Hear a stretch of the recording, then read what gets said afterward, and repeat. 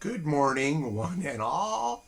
Welcome to Haiku Friday. Haiku Friday, October 10th, 2025, to be more specific.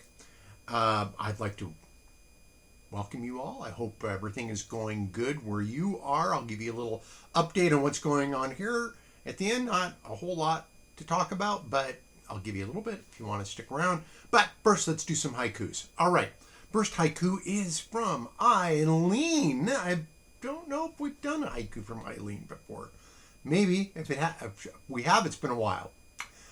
Abandoned pennies, lying here, there, everywhere, treasures to be found. Okay, so kind of playing off of Eileen's, bookending it as it were. Max Q writes, I pick up pennies that are lying on the ground. Heads up, I'm lucky. Now, I think there's a story there. And of course, there's a story to every haiku, but those two together, I think there must be a story there. All right. Thank you, Max Q. Thank you, Eileen. Here we have one from Laurel. And gosh, Laurel has been a stalwart in her haiku submitting as of late. And they're always beautiful. Friend, can you hear me? Heart promising safe harbor again and again. Isn't that lovely? I had the opportunity to interview Laurel and her co-worker from the Northwest Mediation Center the other day on the radio show. That was really nice. Always good to sit down with Laurel. All right, here is one from Bill, and this is a great story behind this, but I'm going to read the haiku first, and then I usually don't tell you stories, but this is such a good story that I just have to share it. I hope Bill's okay with that. On a warm fall day, a son buried his mother sadly by himself. And Bill writes the story of how a friend of his his mother had died and she had gotten cremated. And the staff was not, the cemetery was not available to do the inurnment, if you will. And so his friend rented a post hole digger. I would imagine probably a two-stroke or at least a gasoline-powered one, maybe electric, I don't know. But he dug a hole, post hole, a deep hole, and put his mom's ashes in it. And in some way, I think it's a beautiful story of a son taking care of his mother. And it's also, the matter-of-factness of it strikes me as kind of humorous, too. It's a lovely story. So thank you, Bill. And I think you did such a great homage to your friend. All right. Here is mine. Here's Rikosan's. This isn't mine. This is Rikosan's. The man in the moon can observe the lunatics down here on the ground. Yes.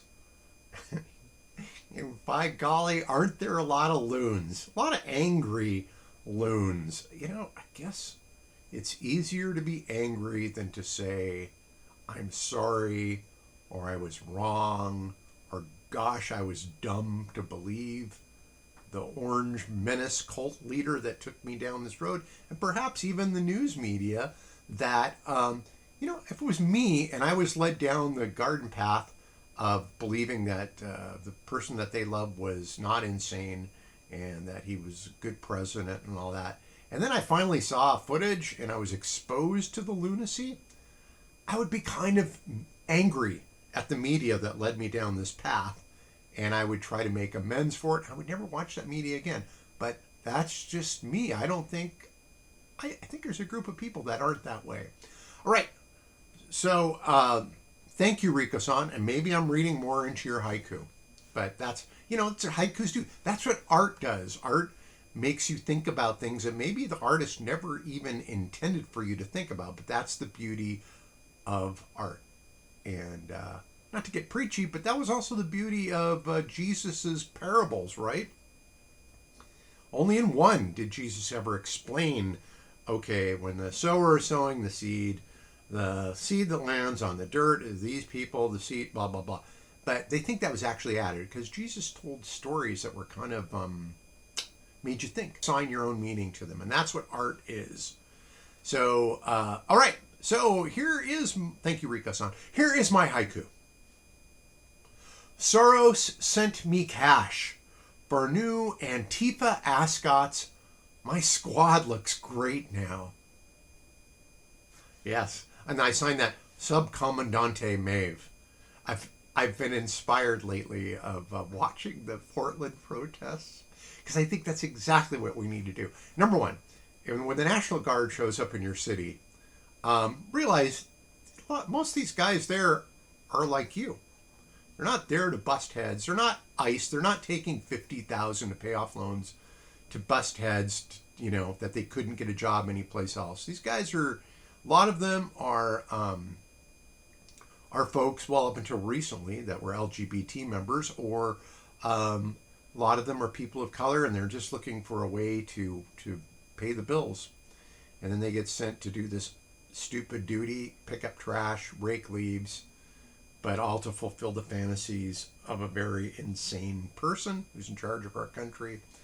But that is not their fault. So if it were me and the National Guard come to my town, I would do everything to make them welcome. And I would make sure that it was a photograph thing. And maybe we would have signs for, thanks for liberating us, and dress up in clown costumes and give them free pizza and beverages and whatnot. And then we're out the bars, buy them beers. That's what I would do. But in the meantime, I would take lots of photo ops of them laughing and having a good time as you're clowning around, knowing that you're their friends, and knowing that the orange menace fascist 34-time convicted felon, adjudicated rapist, and self-admitted sexual assaulter. And if we ever release the Epstein files, we'll probably see what kind of pedophile he was too. But yes, but that won't sway the cult members. They're in too deep, but it has an effect on the rest of us. All right, so what's going on here? My gosh. Big news, of course, is Sarah's cancer, and we start chemotherapy next week. And I'm kind of shifting into a full-time role of that. Paintings are languishing a little bit, but all for a good cause. Same with my writing. But by golly, this is what I am called to do right now.